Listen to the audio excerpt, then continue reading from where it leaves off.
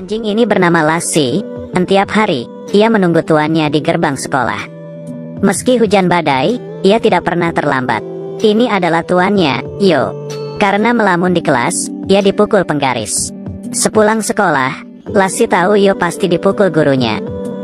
Lassie menjilati tangannya yang merah untuk menghiburnya. Di tengah jalan, mereka melihat banyak orang berkumpul. Sam bertanya ke ibunya ada apa. Ternyata, tambang tempat ayahnya bekerja bangkrut. Mereka yang sudah hidup pas-pasan, sekarang untuk makan pun susah. Malamnya, orang tua Yo berdiskusi tentang masalah uang. Tapi, Yo belum memahami masalahnya separah itu.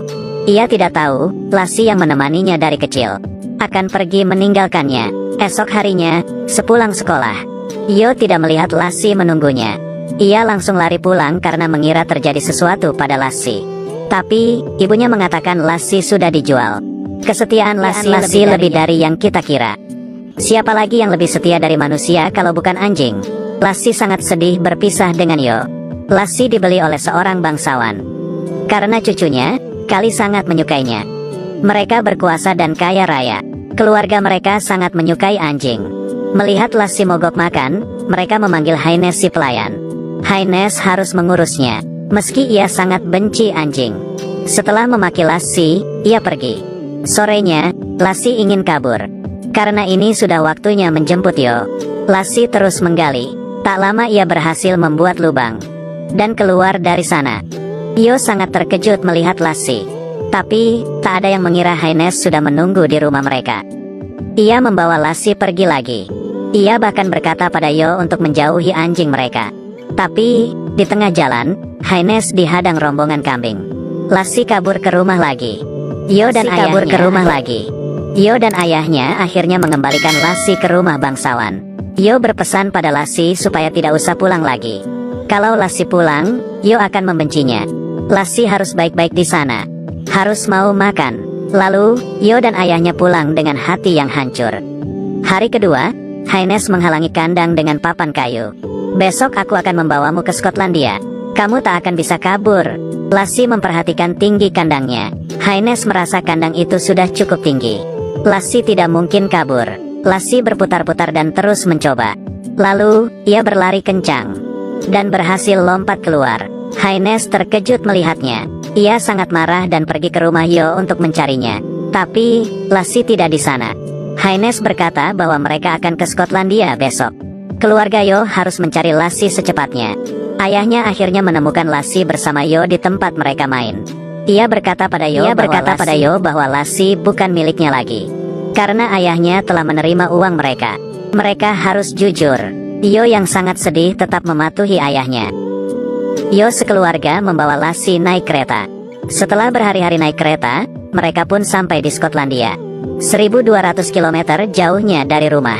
Rumah bangsawan sangat megah. Lassie diperlakukan amat istimewa di sini. Bangsawan bahkan mencarikannya pacar. Tapi, Lassie sama sekali tidak tertarik. Ia hanya ingin hidup bersama Yo. Haines ditugaskan untuk menjaga Lassie, supaya Lassie beradaptasi dengan rumah barunya. Tapi, Haines merasa kedudukannya lebih rendah dari anjing. Haines curi-curi kesempatan dan membawa Lassie ke tempat sepi. Ia melepas sabuknya dan memukuli Lassie. Tapi, Haines terlalu kencang menarik hingga kalung Lassie putus. Kesempatan emas datang. Lassie segera lari. Haines mengejarnya sambil memegangi celananya. Tapi, celananya melorot dan jatuh tepat di kotoran Lassie. Kebetulan, bangsawan dan Kali sampai di rumah. Haines berteriak, "Jangan buka pintu." Tapi, Kali tidak mendengarnya. Ia membuka pintu gerbang. Lassie menggonggong padanya seperti berterima kasih. Lalu melesat kabur. Bangsawan melihat Haines yang memegang sabuk, yang berarti Lassie dipukuli. Tidak ada seorang pun yang boleh memukul anjingku. Kamu saya pecat. Yo yang kangen Lassie tidak sanggup makan. Ibunya terus membujuknya, tapi Yo tak bergeming. Lassie seharian berjalan. Tiba-tiba hujan turun. Ia terpaksa berteduh di reruntuhan semalam. Esoknya, ia melanjutkan perjalanan. Sesampainya di jalan, ia nyaris ditabrak mobil. Untung saja, ia merunduk tepat waktu. Luar biasa. Lassie berjalan sejauh 1.200 km demi bersatu dengan tuannya. Ia tidak tahu perjalanan berikutnya akan sangat sulit. Tapi, Yo adalah segalanya bagi Lassie. Lassi yang kelaparan 2 hari mampir ke rumah seorang penduduk desa untuk minta makan. Tapi, Lassi dikira mau mencuri ayam, lalu mengusirnya dengan senapan. Lassi hanya bisa minum untuk mengisi tenaganya. Ia lalu mendaki pegunungan. Sungai-sungai ia seberangi. Akhirnya, ia tiba di sebuah kota. Ia berniat mencari makan, tapi ia malah dikejar oleh penangkap anjing liar.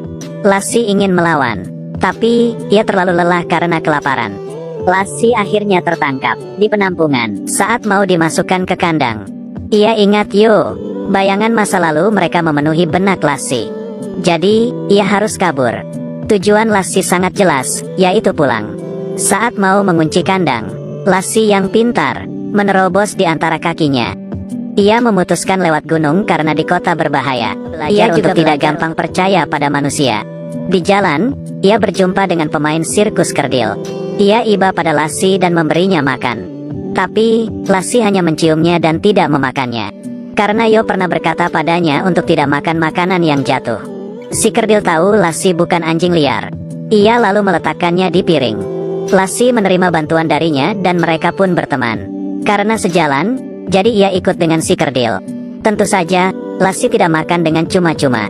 Ia membantu rombongan sirkus dengan menunjukkan keahliannya. Hari ini, mereka berkemah di hutan. 2 perampok datang. Mereka meminta seluruh uang si kerdil. Lassi mengalihkan perhatian mereka. Tapi, si kerdil tertangkap dan dihajar habis-habisan. Anjing kecil si kerdil menggigit kaki salah satu perampok. Tapi, ia dipukul tongkat sampai mati oleh perampok. Lassi yang tahu perampok tidak mengejar segera kembali. Kerdil lalu bekerja sama mengusir perampok. Hari kedua, si kerdil mengubur mayat anjing kecilnya. Musim dingin akan tiba sebentar lagi. Si kerdil harus putar balik. Ia tidak rela berpisah dengan Lassi. Tapi, ia tahu Lassi harus pergi mencari tuannya. Lassi kembali sendirian. Ia sudah melewati 1 musim gugur. Musim dingin tiba. Setelah berjalan 1 tahun lebih, Lassi melihat sesuatu yang familiar. Itu adalah rumah yang ia rindukan. Tapi, ia kelelahan. Karena hari ini Natal, semua orang berada di gereja. Saat ini, anjing tetangga melihatnya. Anjing tetangga menerobos ke gereja dan mencari Yo. Ia menarik syal Yo supaya ia pergi dari gereja. Yo mengikutinya. Ia sangat terkejut melihat Lassi. Ayah dan ibu Yo bergegas menyusul. Ini terasa mustahil. Lassi berjalan sejauh 1.200 km demi Yo. Tetangga mereka juga terkejut. Ayah Yo membawa Lassi ke dokter hewan. Berkata, jantungnya masih berdetak, namun lemah. Kemampuan bertahan hidup hewan tak sekuat manusia. Lassi sudah mengerahkan seluruh tenaga. Setelah bertemu Yo, Lassi puas. Ia dapat tenang pergi. Aku tidak bisa menjamin Lassi dapat bertahan. Kita hanya bisa berdoa. Haines yang dipecat mencari Lassi ke rumahnya lagi. Ia membawa polisi bersamanya untuk merebut Lassi. Lassi sudah dibeli oleh tuanku. Hari itu, bangsawan kembali ke Yorkshire untuk merayakan Natal. Polisi membawa Lassi pergi ke rumah bangsawan untuk diklaim. Bangsawan yang melihat Lassi sangat terharu. Setelah memeriksanya, ia berbohong bahwa itu bukan anjingnya. Haines tidak henti-hentinya berdebat. Bangsawan sebenarnya ingin memintanya kembali bekerja. Tapi, setelah melihat kelakuan Haines, ia memanggil 2 anjing galaknya untuk mengejar Haines. Setelah beberapa hari, Lassi akhirnya pulih. Bang Haines, ia memanggil 2 anjing galaknya untuk mengejar Haines. Setelah beberapa hari, Lassi akhirnya pulih. Bangsawan mencari mereka. Ia berkata sedang kekurangan orang. Ia bertanya apakah ayah Yo bersedia membantu. Bila bersedia, mereka sekeluarga dan Lassi bisa pindah ke dekat rumahnya. Ayah Yo tentu saja setuju. Tak lama, Lassi melahirkan 7 anak anjing. Yo dan Kali menjadi teman baik. Kesetiaan seekor anjing lebih dari yang kamu kira. Anjing adalah satu-satunya makhluk yang mencintaimu lebih dari apapun. Ia tidak akan meninggalkanmu meski kamu miskin dan jelek. Selain anjing, siapa lagi yang bisa? Ia menyerahkan seluruh hidupnya padamu. Tanggung jawabmu hanyalah menjaganya. Bila anjing mencintaimu, itu untuk selamanya. Ia tidak peduli apapun yang terjadi padamu. Ia akan melindungimu dengan nyawanya. Kalau tidak suka anjing, jangan sakiti mereka. Aku Kaki Minyak si pecinta anjing. Terima kasih dan sampai